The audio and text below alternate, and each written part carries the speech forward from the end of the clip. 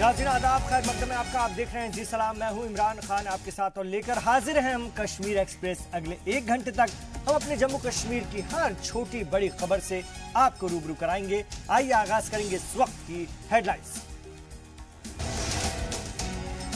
मुल्क भर में आर्मी डे के मौके पर जश्न का माहौल। सदर जमहूरिया और पीएम मोदी ने भी दी मुबारकबाद।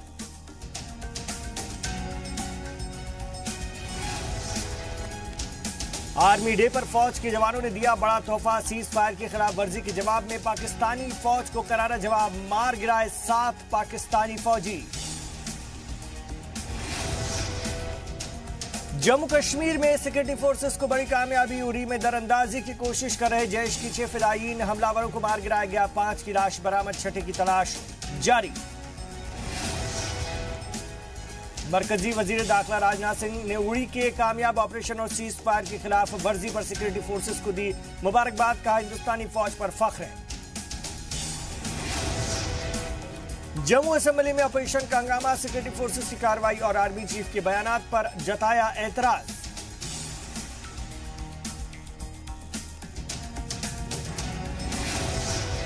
आप देख रहे हैं कश्मीर एक्सप्रेस। हिंदुस्तान के बहादुर जवानों ने लाइन ऑफ कंट्रोल पर पाकिस्तान की तरफ से फायरिंग का करारा जवाब दिया है। पाकिस्तानी फौजियों की ओर से सीज फायर वायलेशन पर इंडियन आर्मी की जवाबी कार्रवाई में पाकिस्तान के 7 फौजी मारे गए। एलओसी पर पाकिस्तान की ओर से कोटली सेक्टर में जंद्रोत में पाकिस्तान ने सीज फायर तोड़ा था, जिसके जवाब में हिंदुस्तान ने यह कार्रवाई की। मारे गए पाकिस्तानी फौजियों में उनका अफसर भी शामिल है।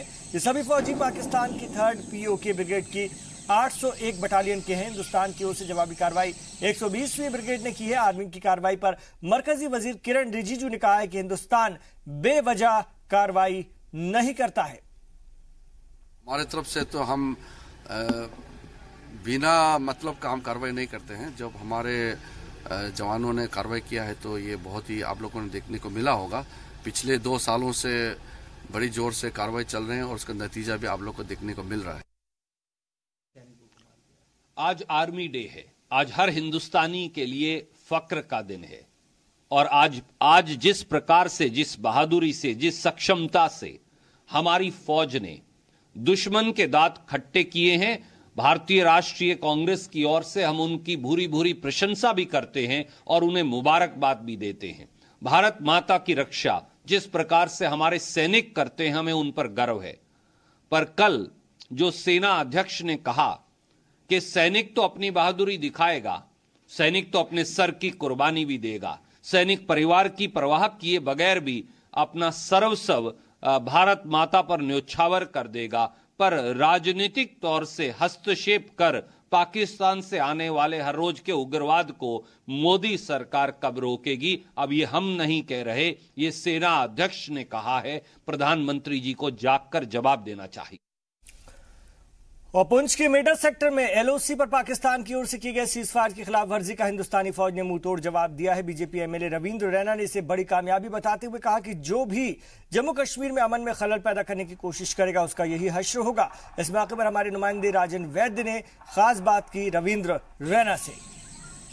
जिस तरह से पाकिस्तान की ओर से नौशहरा के सुंदरबनी इलाके में हाल ही में जो सेना के एक जवान को शहीद किया गया था, उसके बदला लेते हुए आज भारतीय सेना ने एक कड़ी कार्रवाई की है और 7 जो पाकिस्तानी रेंजर हैं उनके मारे जाने की खबर है, जिसमें एक पाकिस्तानी मेजर भी है। इस पर बात करेंगे। नौशहरा सेक्टर से एमएलए हैं बीजेपी के, किस तरह से इस कार्रवाई को देखते हैं? देखिए, पाकिस्तान के जो आर्मी है, रेंजर्स और आतंकवादियों का एक ग्रुप जिसको बॉर्डर एक्शन टीम कहते हैं, उन्होंने कोशिश की कि सीमा पर पुंछ डिस्ट्रिक्ट में और मेंढर सुरनकोट जैसे एरिया में, नौशहरा क्षेत्र के एरिया में भारतीय चौकियों को निशाना बनाया जाए।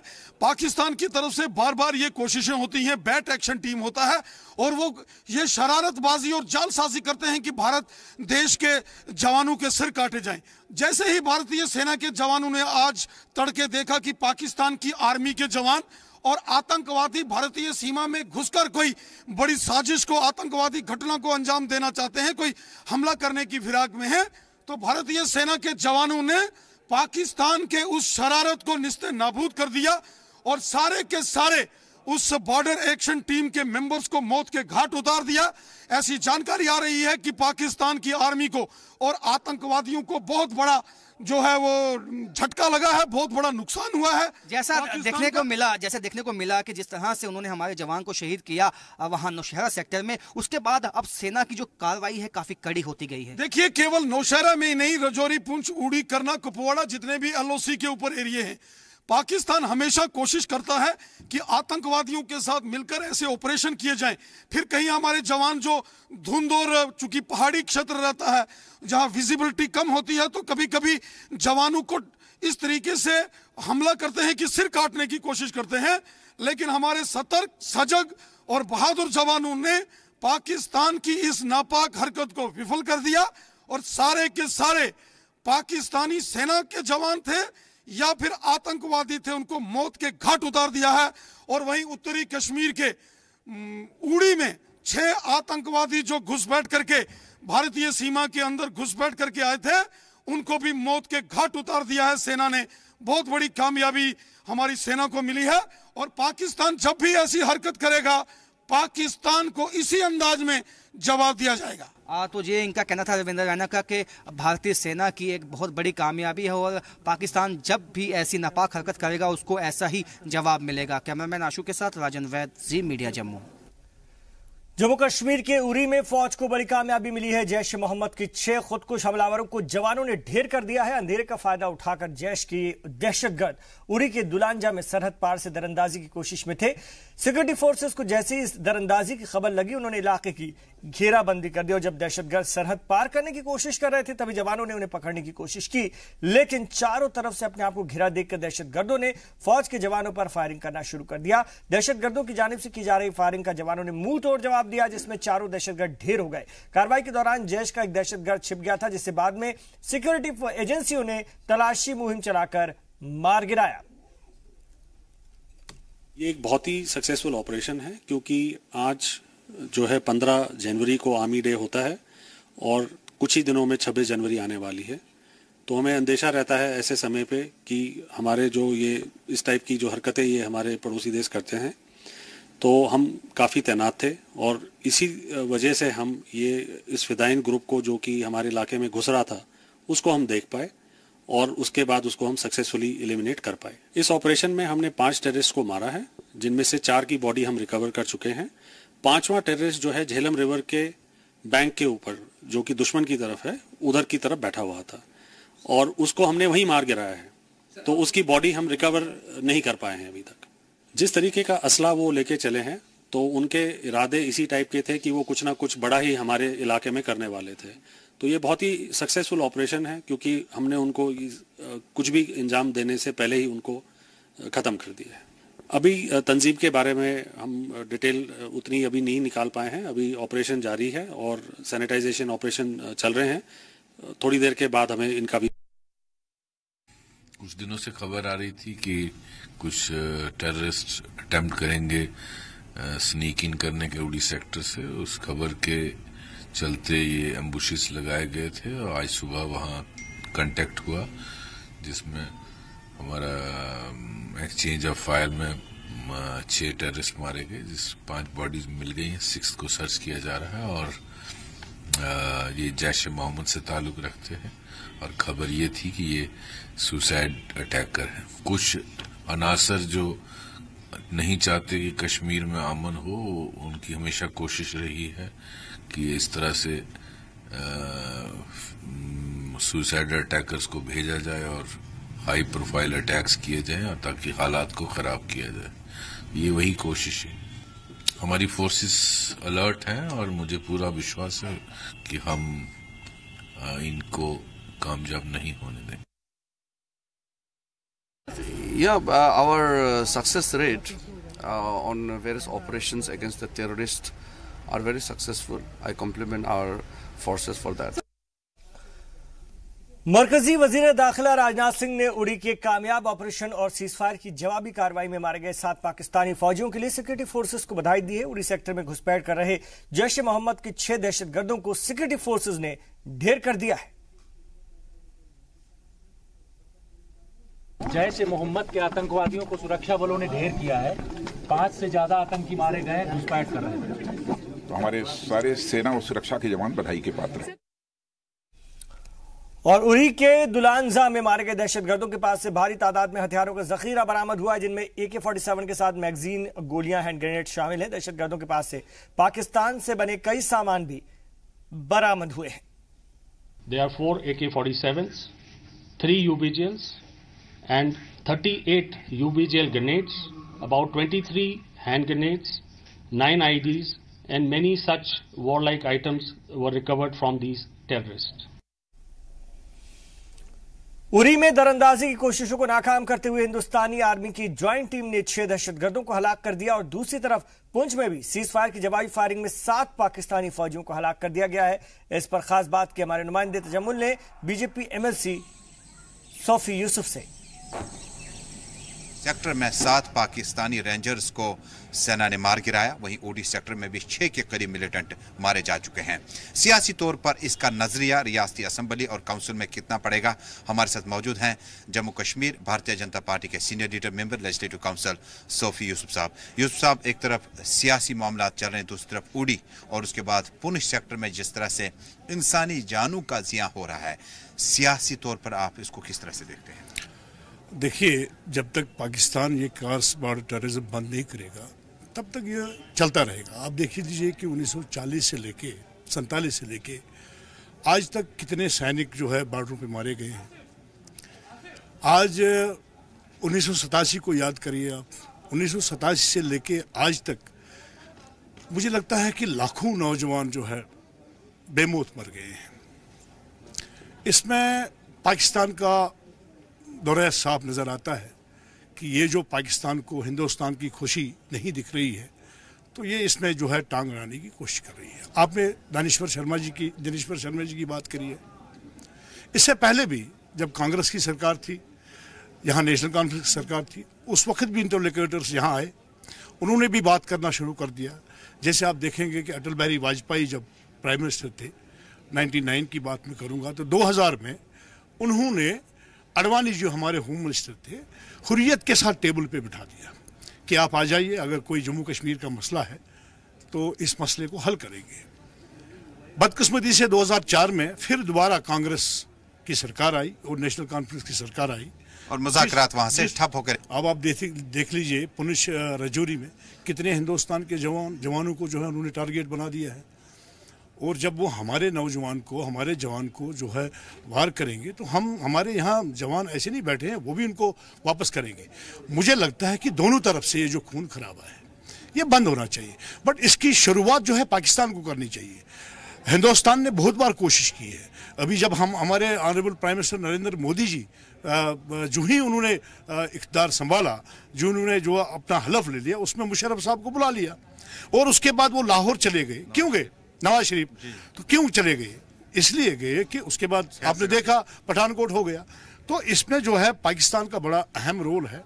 पाकिस्तान को चाहिए कि जिस तरह हिंदुस्तान बार बार उनको दावत देता है कि आइए इस रियासत जम्मू कश्मीर का मसला हल करेंगे, आपस का जो है जो दूरियां हैं उनको नज़दीक लाएंगे, तो मुझे लगता है कि पाकिस्तान का जो आज आप देख लीजिए वहाँ हाफिज सईद साहब है, हाफिज सईद साहब उसको अमेरिका ने दहशतगर्द करार दिया है।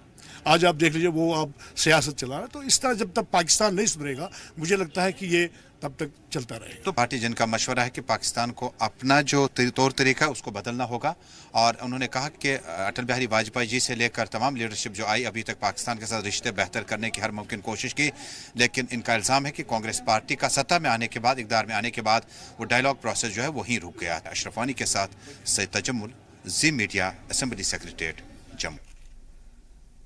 तो उरी में दरअंदाजी की कोशिश को नाकाम करते हिंदुस्तानी आर्मी की ज्वाइंट टीम ने 6 दहशतगर्दों को हलाक कर दिया और ये कार्रवाई लगातार जारी है। पुंछ में भी सीज फायर की जवाबी फायरिंग में 7 पाकिस्तानी फौजियों को हलाक कर दिया गया। इस वक्त हमारे साथ सैयद तजम्मुल जुड़ गए, हमारे कश्मीर ब्यूरो चीफ फोनलाइन पर हमारे साथ हैं।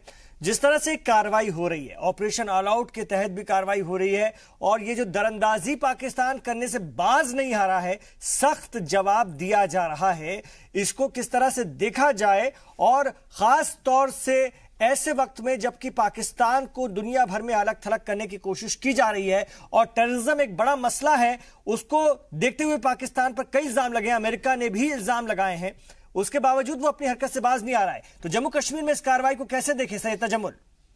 देखिए इमरान, जिस तरह से हमने देखा कि आज आर्मी डे के मौके पर जिस तरह से अलग अलग झड़पों में पाकिस्तान के 7 रेंजर्स हिलाक किए गए, जिस तरह से पाकिस्तानी मीडिया ने भी इस बात की तस्दीक की। उसके बाद लाइन ऑफ कंट्रोल शुमारी कश्मीर के उड़ी सेक्टर में दरिया से पार करते करते जो 6 मिलिटेंट जैश के बताया जाता है कि आर्मी के सीनियर अफसरान की जो प्रेस कॉन्फ्रेंस की है, फिदाइन दस्ता था जो जैश के लिए काम करता था और उन्हें वहां पर हिराक किया गया। कुल मिलाकर देखें तो ग्राउंड लेवल पर 87 से लेकर अभी तक जमीनी हकायक पर अभी तक कोई तब्दीली नहीं आई, चाहे कोई भी पार्टी हो, चाहे सियासी मामला कुछ भी हो, लेकिन अभी तक पाकिस्तान जो है वो अपने इरादे जो उनके हैं वो साफ तौर पर उनके जो तेवर हैं उसमें कोई तब्दीली नहीं आई। चाहे बैनुल अक़वामी सतह पर इंटरनेशनल पॉलिटिक्स की बात करें, बैनुल अक़वामी सतह पर उनके मुख्तलिफ ममालिक के माली इमदाद की बात करें, तो कोई भी अभी तक कोई तब्दीली नहीं आई। लेकिन जमीन खिसकने जा रही है, क्योंकि जिस तरह से एक दिन में 1 घंटे के अंदर 7 पाकिस्तानी रेंजर्स और उसके बाद उड़ी में 6 मिलिटेंट, कुल मिलाकर 13 उनके जो खास लोग थे वो जिस तरह से मारे गए, ये साफ मैसेज है कि अब शायद अब उनका जो पलटवार होगा वो किन पर होगा, वो सेना जो है वो किस तरह से उसका डट कर मुकाबला करेगी। को कुल मिलाकर देखें कि आर्मी डे के मौके पर आज जो सरहदें थी वो लहूलुहान हुई और खून बहता रहा, लेकिन सियासी लीडरान जो थे वो इल्जामात नहीं लगे कि कांग्रेस पार्टी ने ये चीज करनी थी, हमने नहीं करनी थी, या हमने शुरुआत करी उन्होंने साथ नहीं दिया। तो इमरान, साफ तौर पर जाहिर है कि सियासी मामला जो है, सियासी लीडरान की जो तकरीरें हैं वो अबस है, झूठी है, उनमें अमली तौर पर कोई नमूना हमें देखने को नहीं मिला जिससे दोनों मुल्कों के बीच में रिश्ते जो हैं वो उस्तवार होते, बेहतर होते। और हम भी कहते हैं कि 21वीं सदी में भी आज खून खराबे के बगैर दोनों हमसाये मुल्क जिस नीयत के साथ आगे बढ़ते, जिस मकसद के लिए उनका वजूद अमल में लाया गया था, वो अभी तक पूरा होता दिख नहीं रहा है। बिल्कुल, और जिस मुल्क का कयाम मजहब की बिना पर हुआ हो और जो खुद 25 साल बाद अगर हम बात करें तो कल्चर की बिना पर टूट गया हो, उस मुल्क से क्या उम्मीद रखी जाए? और ऐसे में जबकि वो मुल्क जिस तरह की अगर हम बात करें जहनियत रखता है और जिस तरह से कश्मीर को पाने की कोशिश करता है, उससे क्या उम्मीद रखी जाए? बहुत शुक्रिया आपका सैयद तजम्मुल इस बातचीत के लिए। जम्मू कश्मीर असेंबली में हिज़्ब इख्तिलाफ जमातों ने ऐवान में खूब हंगामा किया। नेशनल कॉन्फ्रेंस ने आर्मी चीफ के मदरसे को लेकर की दिए गए बयान को लेकर ऐवान की कार्रवाई में रुकावट पैदा की। साथ ही हिज़्ब इख्तिलाफ जमातों ने कश्मीर में आर्मी के जरिए चलाए जा रहे मिलिटेंटों की सफाई के लिए ऑपरेशन ऑल आउट पर भी हंगामा किया। अपोजिशन ने आर्मी पर इल्जाम लगाया कि आर्मी कश्मीर मसले में दखल अंदाजी कर रही है, जबकि कश्मीर मसला एक सियासी मुद्दा है। नेशनल कॉन्फ्रेंस के रुकन असेंबली अली मोहम्मद सागर ने कहा कि कश्मीर को लेकर जिस तासुब की बात की जा रही है वो कहीं नहीं है और कश्मीर के लोग अमन पसंद है। उन्होंने कहा कि कश्मीर मामला सियासी है और इसका हल भी सियासी ही होना चाहिए।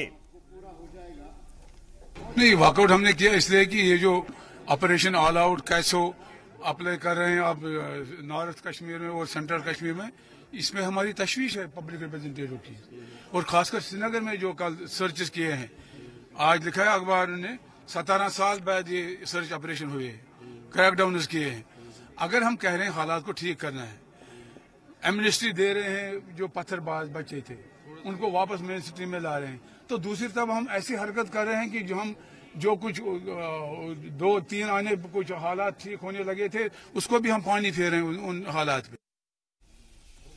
मदरसे को लेकर दिए गए आर्मी चीफ के बयान पर सियासत गर्मा गई है। नेशनल कॉन्फ्रेंस ने इस मसले को हाउस में भी पुरजोर तरीके से उठाया और हंगामा राय की। हंगामे करते हुए एनसी के रुकने असेंबली वेल तक आए और फिर ऐवान से वॉकआउट कर दिया। इस मौके पर हमारे नुमाइंदे राजन वैद्य ने नेशनल कॉन्फ्रेंस के सीनियर लीडर मिलन आतिफ से खास बात की। जिस तरह से आर्मी चीफ का मुतनाज़ा बयान आया, खासकर कश्मीर में स्कूलों को लेके, उस पर आज नेशनल कॉन्फ्रेंस ने असेंबली से वॉकआउट किया है। हमारे साथ मियां अल्ताफ़ है, नेशनल कॉन्फ्रेंस के सीनियर लीडर हैं। सर, किस तरह से इस बयान को देखते हैं?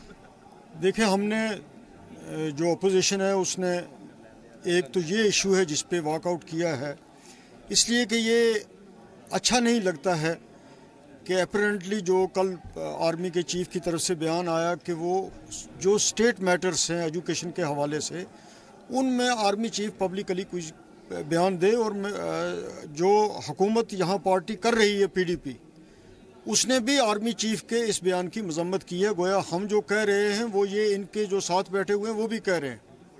सर सभी पार्टियों ने लगभग की है, पीडीपी के अल्ताफ बुखारी जी ने भी की, आपने भी की, तो आपको लगता है कश्मीर बेस्ड पार्टीज इस मुद्दे पर एक हो गई हैं?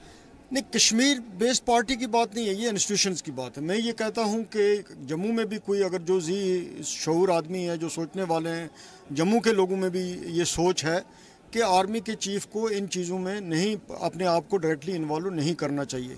दूसरा जो मामला हमने वॉकआउट किया वो सर्च ऑपरेशंस के हवाले से है, क्योंकि श्रीनगर में भी कल जो सागर साहब का कॉन्जेंसी है या श्रीनगर के दूसरे पार्ट्स हैं या बारामूला का एरिया है, वहाँ दोबारा सर्च ऑपरेशन शुरू हो गए।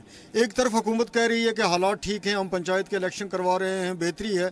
दूसरी तरफ से जो क्रैक डाउन का सिलसिला है, जो पहले अनंतनाग में और पुलवामा में जहाँ अब भी जारी है, जिससे लगता है कि वहाँ सूरत हाल कितनी ख़राब है, उसके बाद श्रीनगर शहर में शुरू हो जाना, बारामूला के इलाकों में शुरू हो जाना, ये एक बड़ी अलार्मिंग सिचुएशन है।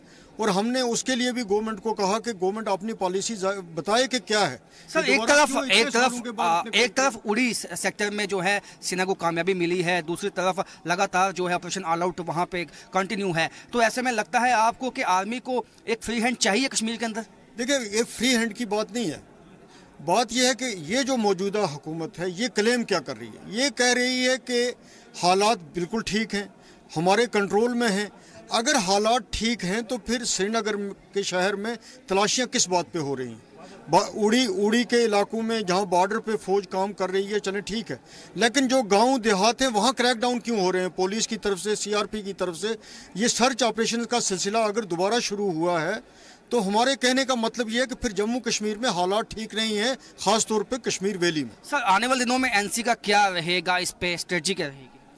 देखिए, नेशनल कॉन्फ्रेंस की स्ट्रेटजी यही है कि इस रियासत के हालात ठीक हों, प्रायोरिटी यही है।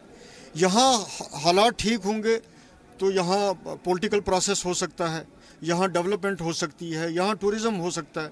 तो हम इसीलिए हम कहते हैं कि असेंबली का फ़ायदा भी हम लेते हैं। हम यही कहते हैं कि हाउस में भी खुले दिल से इसको डिस्कस कीजिए, इस पीस इनिशिएटिव जो है। और हिंदुस्तान पाकिस्तान में हम भी ये चाहते हैं, हमारा ये मुतालबा हमेशा रहा है कि इन दोनों मुल्कों में दोस्ती होनी बहुत ज़रूरी है अगर जम्मू कश्मीर में अमन हो। वही बात हमने यहाँ भी दोहराई। तो ये थे मियाँ अल्ताफ जिनका कहना है कि जम्मू कश्मीर में अगर हालात को मामूल पे लाना है तो वहाँ पे जिस तरह से सेना की तरफ से एक्शन लिया गया है, क्रैकडाउन किए गए हैं, उसको बंद करना होगा, नहीं तो सरकार को अपना स्टैंड इस विषय पे पूरा साफ करना होगा। कैमरामैन आशु के साथ राजन वैद, जी मीडिया जम्मू। इधर जम्मू की चिनाब घाटी में हुकूमत की मौजूदा पावर पॉलिसियों को बहाल करने का मुतालबा करते हुए एनसी और कांग्रेस की एमएलसी ने असेंबली में हंगामा किया और हंगामे के बाद वेल में आकर एहतजाज किया और असेंबली से वॉकआउट कर दिया। National conference MLC Sajjad Ahmad Kichloo ने कहा कि हुकूमत नई पावर मंसूबे लाने के दावे कर रही है, वहीं पुराने मंसूबे को बंद हो रहे हैं। और जी मीडिया के प्रिंसिपल कॉरेस्पॉन्डेंट राजन वैद ने नेशनल कॉन्फ्रेंस एमएलसी सज्जाद अहमद किचलू से बात की। आज जेएनके लेजिस्लेटिव काउंसिल में भी हंगामा भरा जो आज दिन रहा। आज जो है नेशनल कॉन्फ्रेंस के एमएलसी सज्जाद अहमद किचलू को भी मार्शल आउट किया गया। उन्होंने पावर प्रोजेक्ट्स की जो है मांग उठाई थी। सर क्या मांग उठाई और क्यों आपको मार्शल आउट किया गया? देखिए, चिनाब वैली में जितने भी पावर प्रोजेक्ट्स हैं, खासकर जो हमारे डिस्ट्रिक्ट किश्तवाड़ में जो पावर प्रोजेक्ट्स हैं, मैंने उनकी डिमांड की थी, उनकी बात की थी। आप बताइए कि सरकार के पास क्या पॉलिसी है। मैंने 2-3 चीज़ें पूछी थी। एक तो ये था कि भाई ऑलरेडी जो पावर प्रोजेक्ट्स हैं, जैसे रेटली पावर प्रोजेक्ट है, लोअर कलनई है, भाई उन पे काम चल रहा था 3 साल पहले, और आज वो उन पे भी काम बंद पड़ा हुआ है।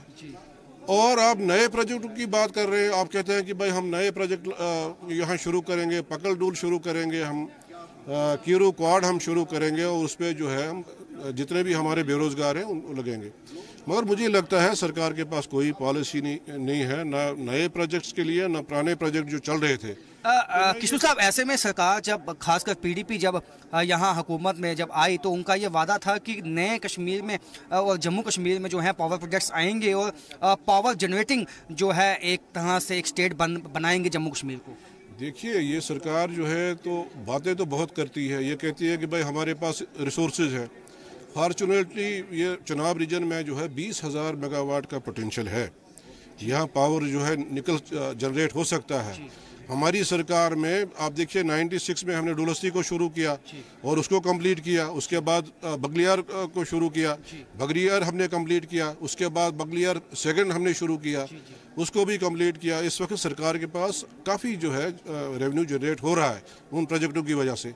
तो इसीलिए ये प्रोजेक्ट जो है हमारे जो है जो ये 3 साल से ये हर स्पीच में हर आप देखिए जहाँ भी आप जाएंगे फील्ड में ये बातें करते हैं कि नहीं हमारे पास रिसोर्सेज हैं, हम इनको एक्सप्लोर करेंगे, मगर अभी तक कुछ भी उन्होंने एक्सप्लोर नहीं किया। सर, आपको जिस तरह से मार्शल आउट किया गया, आपको लगता है आपकी जो आवाज़ है खासकर विपक्ष की उसको दबाने की कोशिश की गई है?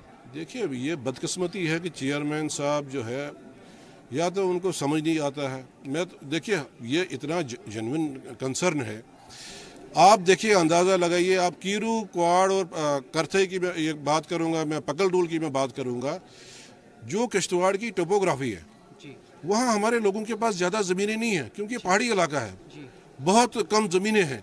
आज ये लोग जो हैं लोगों को 2-2 लाख रुपए लेकर कहते हैं भाई आप निकल जाओ। आज भी सवाल के जवाब में ये लिखा गया है कि बुरसर पावर प्रोजेक्ट में गांव के गांव जी उठ जाएंगे, 2-2 लाख रुपए देकर जो है जो हजारों साल से वहाँ रह रहे हैं उनको कहने भाई आपको उठाएंगे। मेरी ये डिमांड थी कि भाई एक हाउस कमेटी तश्कील दी जाए, हमारे लेजिस्लेटर्स वहाँ जाके डिस्ट्रिक्ट में जाके आप हर किलोमीटर 8 किलोमीटर पे एक प्रोजेक्ट बनाने जा रहे हैं, तो आपके पास क्या है, आपके पास कोई कॉम्प्रिहेंसिव पॉलिसी होनी चाहिए थी। तो ऐसा कुछ नहीं है। और किश्तवाड़ जो है सिस्मिक जोन में है, अर्थक्वेक प्रोन जोन में है। कभी भी जब जब जब भूचाल आ जाएगा, अर्थक्वेक आएगा, तो मुझे लगता है कि सारा खत्म हो जाएगा। तो ये थे सजाद अहमद किशलू, जिनका ये कहना है कि सरकार की कोशिश है कि नए प्रोजेक्ट्स को चालू किया जाए, लेकिन जो पुराने प्रोजेक्ट्स हैं उनको भी सरकार पहले सही दुरुस्त तरीके से चला पाए, वही सरकार के लिए काफ़ी होगा। और उनका ये भी कहना है कि एक हाउस कमेटी बनाई जाए जो वहाँ जाके स्थिति का जायज़ा ले, जिस पे उनको आज मार्शल आउट किया गया है, जिस पे उनका कहना है कि सरकार की तरफ से एक आवाज़ दबाने की कोशिश की गई है। कैमरामैन आशु के साथ राजन वैद, जी मीडिया जम्मू। यार रुकने एक छोटे से वक्फे के लिए, लौटेंगे, आप देखते रहिए कश्मीर एक्सप्रेस।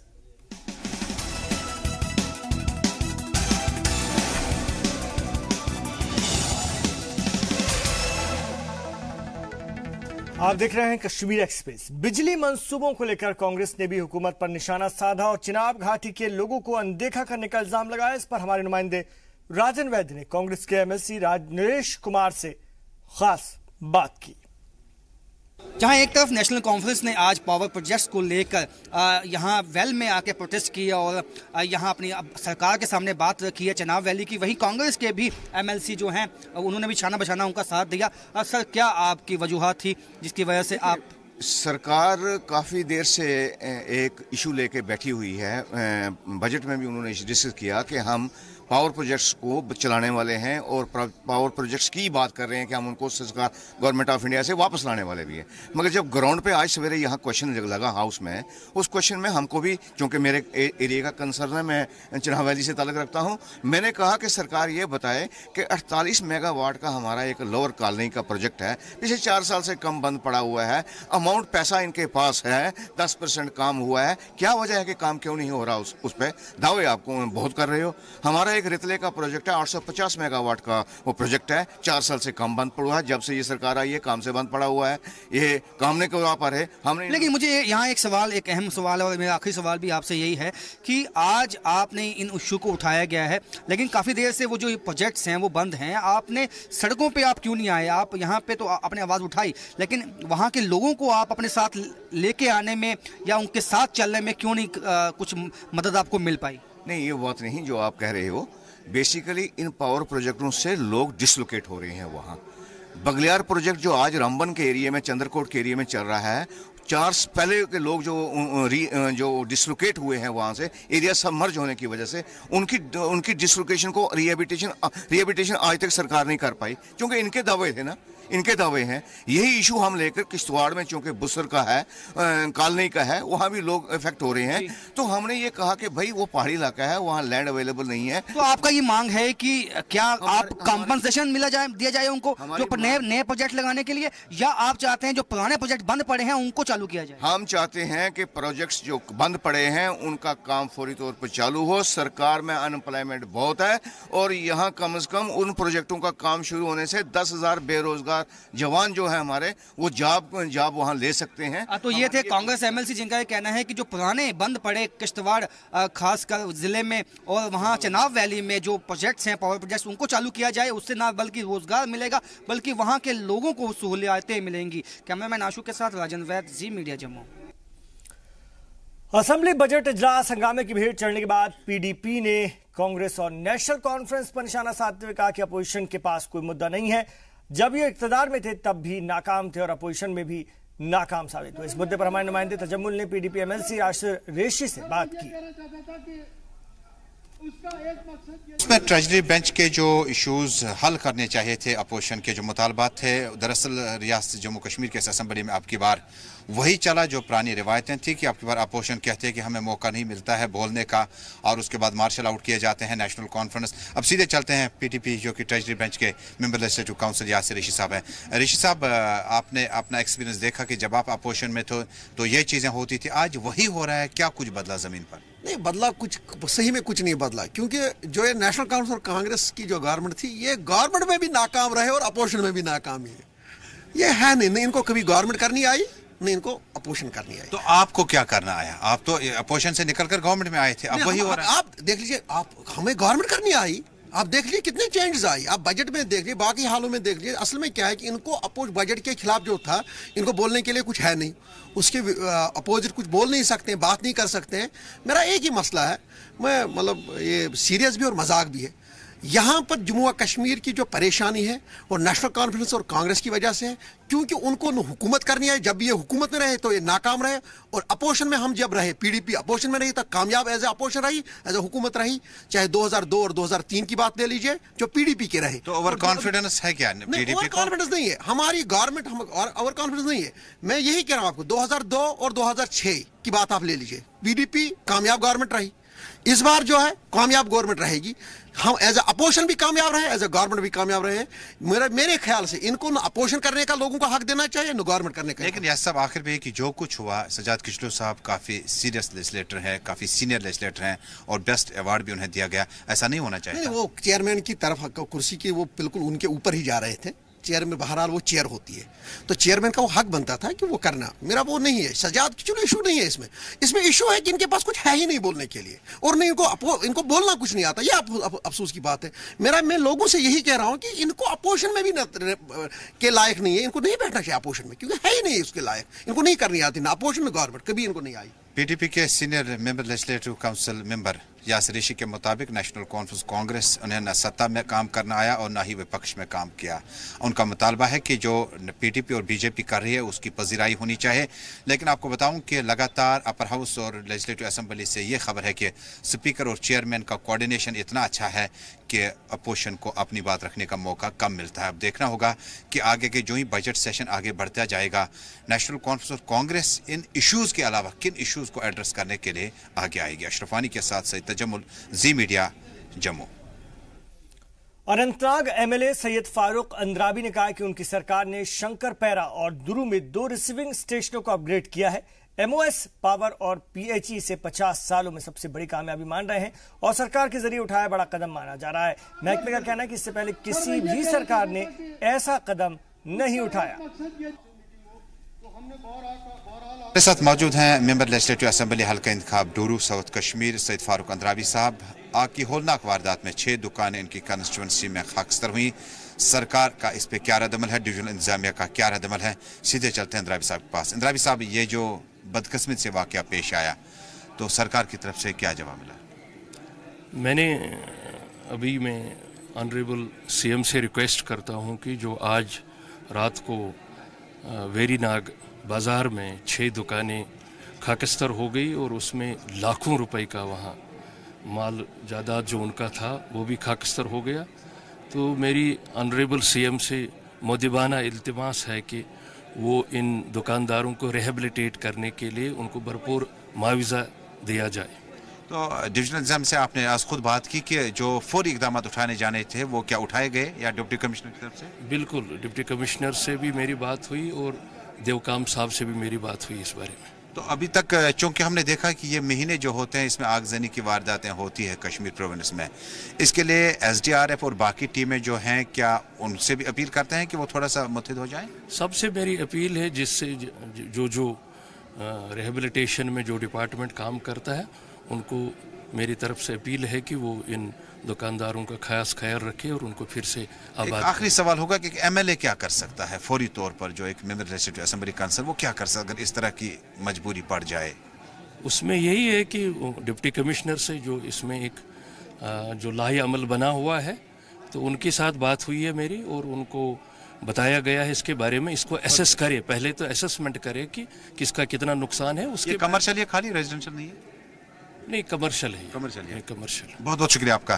दरअसल हल्का इंतखाब डूरू के MLA का कहना है कि रियासती वज़ीर आला से वो फौरी तौर पर इकदाम उठाने की अपील करते हैं, जिसमें कुकरनाग में जो आग की होलनाक वारदात में गुज़श्ता शब 6 दुकानें खाकस्तर हुई, उनके लिए माली मुआवनत का ऐलान किया जाए। वेरीनाग के आसपास के इलाकों में ज़िला तरक्याती कमिश्नर की क़यादत में खुसूसी टीम जो है वो रवाना हो चुकी है। अब देखना होगा कि फौरी तौर पर खुदा न खास्ता इस तरह सी नागहानी आफतें जो हैं उससे सरकार किस तरह से निपट सके। अशरफ वानी के साथ से तजम्मुल, असेंबली सेक्रेटरीट, जम्मू।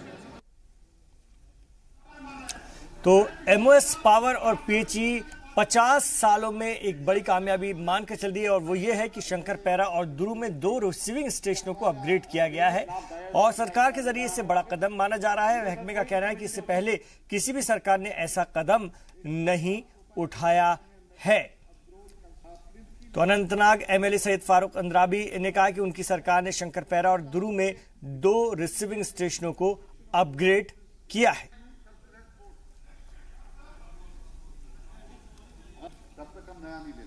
तो एक बड़ा बहरान रहा है। अगर हम बात करते हैं बिजली को लेकर भी जम्मू कश्मीर में, और अभी भी बहुत कुछ किया जाना जम्मू कश्मीर में बाकी है। इस शोबे में, एनर्जी के शोबे में अनंतनाग MLA को आपने सुना ही, और जिस तरह से सरकार की हुसूलियाबियां गिनाई जा रही हैं, MOS पावर और PHE से 50 सालों में बड़ी कामयाबी मानकर चल रही है। तो ये सरकार मानती कि उसने वो काम कर दिखाया है जो पिछली सरकारों ने नहीं किया था, और सरकार का दावा है कि पावर सेक्टर में, एनर्जी के शोबे में हम बहुत बड़े बड़े कामों को अंजाम दे रहे हैं। हालांकि बहुत बड़ी प्रॉब्लम है जम्मू कश्मीर में पावर को लेकर के, और दूर दराज के इलाकों में, दूर दराज के गाँव, कई गाँव में अभी भी ये हालात हैं कि वहाँ पर बिजली नहीं पहुँची है, पावर सप्लाई नहीं पहुँची है। इन्होंने उस दिन हाउस में कहा था कि जितनी भी अटैचमेंट थे, तो सभी के अपने अपने दावे हैं और सभी अपनी हुसूलियाबियां गिनाने में मसरूफ भी हैं। असेंबली सेशन जारी है, और ऐसे में सवाल भी किए जा रहे हैं, जवाब भी दिए जा रहे हैं। जहां सरकार अपनी हुसूलियाबियां गिना रही है, तो अपोजिशन के इल्जामात हैं, और जो दावे सरकारी हैं उसको लेकर के सवाल भी उठाए जा रहे हैं। स्टेडियम का काम हो चुका है, और इंशाल्लाह अगले government of India has approved construction of multipurpose indoor sports. एक छोटा सा वक्फा हम ले रहे हैं, लौटे हैं अपने जम्मू कश्मीर की और भी खबरों के साथ।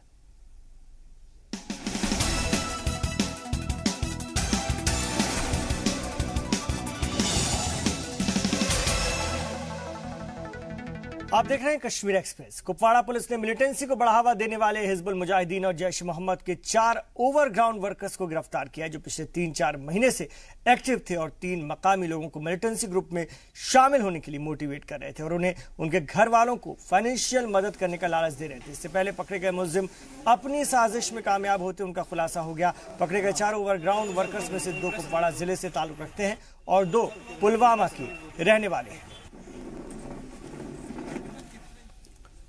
इंडियन आर्मी के आर्मी जवानों ने 70वें आर्मी डे के मौके पर मुल्क के दुश्मनों को माकूल जवाब दिया, तो उधर आर्मी चीफ ने अपने जवानों का हौसला बढ़ाते हुए पाकिस्तान को ललकारा है। इस मौके पर मुनक्किद प्रोग्राम में शिरकत करते हुए उन्होंने पाकिस्तान को अपनी हरकतों से बाज आने की हिदायत दी। उन्होंने कहा कि अगर पाकिस्तान बाज नहीं आए तो रूटीन एक्शन से हटकर भी कार्रवाई कर सकते हैं।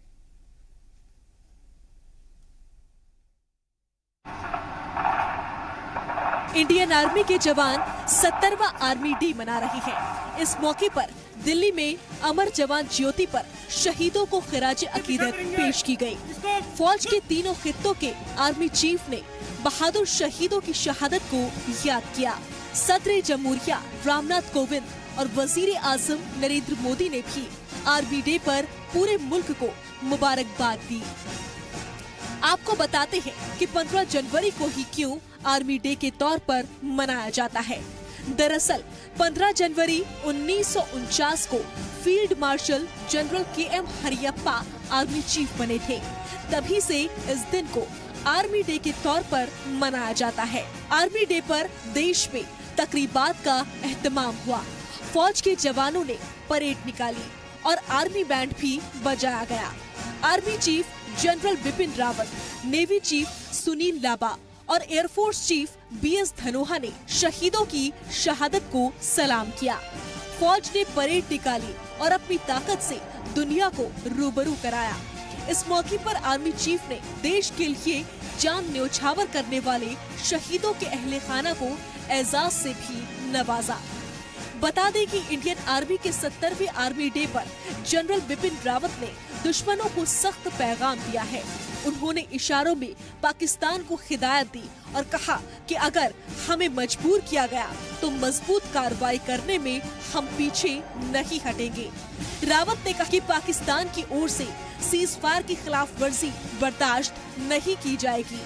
रावत ने कहा कि दरअंदाज यहाँ आते जाएंगे और हम उन्हें खत्म करते जाएंगे। नियंत्रण रेखा पर पाकिस्तानी सेना संघर्ष विराम का उल्लंघन जारी रखते हुए आतंकवादियों की घुसपैठ में सहायता करने के प्रयास करती रहती है। हम विरोधियों को सबक सिखाने के लिए अपनी ताकत का इस्तेमाल कर रहे हैं। पाकिस्तान की किसी भी उकसाने वाली कार्रवाई का हम हमेशा मुंह तोड़ जवाब देते रहेंगे। अगर हमें मजबूर किया गया तब हम अपनी सैन्य कार्रवाई के दर्जे को बढ़ाकर अन्य कार्रवाई भी कर सकते हैं। रावत ने कहा कि इंडियन आर्मी को और मजबूत करने के लिए इसे और मॉडर्न बनाया जा रहा है। हम हवा और पानी में और मजबूत हो रहे हैं। चाहे वो सीमाओं की चौकसी हो, प्रॉक्सी वॉर में आतंकवादियों के खिलाफ कार्रवाई या सिविल प्रशासन का सहयोग करना हो, आपने इन सब चुनौतियों को सामना करते हुए अपनी जिम्मेदारियों को बखूबी निभाया है।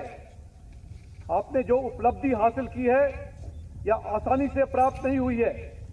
हमारे कई सैनिकों ने देश के प्रति अपना कर्तव्य पालन की भावना को जागृत करते हुए अपने जान की बाजी लगाई है।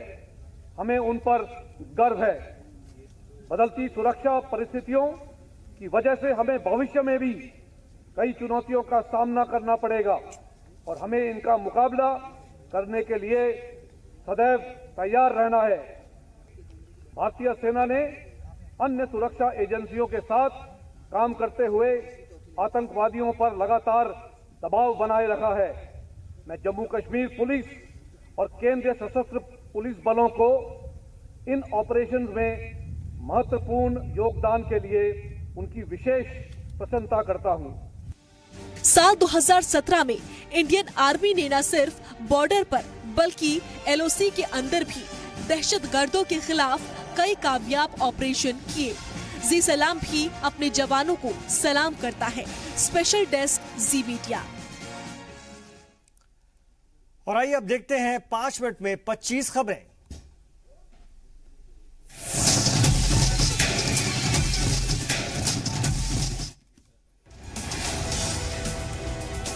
आर्मी डे के मौके पर पाकिस्तान को डबल झटका। LOC पर सीज फायर, उरी में दरअंदाजी की कोशिश नाकाम। LOC पर कोटली सेक्टर में आज पाकिस्तान ने सीज फायर की खिलाफ वर्जी की। भारत ने जवाबी कार्रवाई करते हुए पाकिस्तान के 7 फौजी मार गिराए। आर्मी डे के मौके पर सिक्योरिटी फोर्सेस को बड़ी कामयाबी। जैश ए मोहम्मद के 6 फिदायीन दहशतगर्द मारे गए। उरी के दुलांजा में दरअंदाजी की फिराक में थे दहशतगर्द। पुलिस, फौज और CRPF का ज्वाइंट ऑपरेशन। आर्मी डे पर आर्मी चीफ की पाकिस्तान को वार्निंग। कहा, हमें बड़ी कार्रवाई के लिए मजबूर न करें। आर्मी चीफ ने कहा, पाकिस्तान दहशतगर्दों को भेजता रहेगा, हम उन्हें खत्म करते रहेंगे। भारत इजराइल के बीच 9 बड़े समझौते। दोनों मुल्कों के बीच साइबर सिक्योरिटी, गैस शोबे में इन्वेस्टमेंट को लेकर करार। दोनों मुल्कों के बीच इन्वेस्टमेंट को लेकर भी डील। आयुर्वेद और होम्योपैथ से भी करार हुआ। पीएम मोदी ने कहा, दोनों देशों के लोगों को करीब लाने के लिए जल्द ही इजराइल में इंडियन कल्चरल सेंटर खोला जाएगा। इजराइल के पीएम नेतन्याहू ने वजीर आजम मोदी को रेवोल्यूशनरी लीडर बताया। कहा इजराइल के नौजवान पीएम मोदी से मुतासिर। नेतन्याहू ने कहा भारत और इजराइल दोनों देश दहशतगर्दी से मुतासिर हैं, दोनों दहशतगर्दी से मिलकर लड़ेंगे। नेतन्याहू ने मोदी के साथ योगा करने की ख्वाहिश जताई। कहा मेरे दोस्त चाहें तो एक साथ योग क्लास करने को तैयार। फरीदाबाद में मोबाइल शोरूम को निशाना बनाने वाला गिरफ्तार। सीसीटीवी और चोरी की मोबाइल बरामद। पुलिस का कई वारदात सुलझाने का दावा। हरियाणा के जिंद में 15 साल की एक लड़की का कत्ल कर दिया गया। खदशा जताया जा रहा है कि कत्ल के पहले लड़की के साथ गैंगरेप हुआ। रघुनाथ झा के इंतकाल पर बिहार के वजीर आला नीतीश कुमार ने किया गम का इजहार। बिहार के गया में नामुंतखब मुखिया का गोली मारकर कत्ल। कल लल्लू खान नाम के शख्स पर केस दर्ज। पीएम नरेंद्र मोदी कल राजस्थान के दौरे पर जाएंगे। डीजीपी ने हिफाजती बंदोबस्त का जायजा लिया। यूएन में हिंदुस्तान के तर्जुमान सैयद अकबरुद्दीन का ट्विटर अकाउंट है, ट्विटर हैंडल को ब्लॉक किया गया। चीन में 9.59 मिलियन लोग ब्लैकलिस्टेड। 27 बिलियन रुपए फ्रीज।